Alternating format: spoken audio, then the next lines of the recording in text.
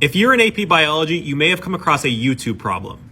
Not this type of YouTube, this type of YouTube. Don't be scared of these problems. Let's show you how to get through an example. Remember that osmosis is the movement of water from areas of high concentration to low concentrations over a selectively permeable membrane. There's a higher concentration of water here compared with here, so the water moves from left to right. A U-tube is divided into two halves, A and B, by a membrane which is freely permeable to water and salt but not glucose. That means this membrane allows water and salt to pass but not glucose. Side A has 8% salt and 2% glucose, and side B has 2% salt and 8% glucose. The first question asks, what could you say about the water concentration on side A relative to B?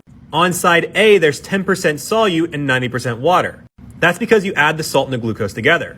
On side B, you also have a 10% solute concentration and a 90% water concentration. So the answer here is that the water concentrations are even. Number 2 asks which molecules will move across the membrane and in which direction. Remember that glucose won't move because it's not permeable by the membrane. Salt will move from side A to side B because there's a higher concentration on this side compared with this side.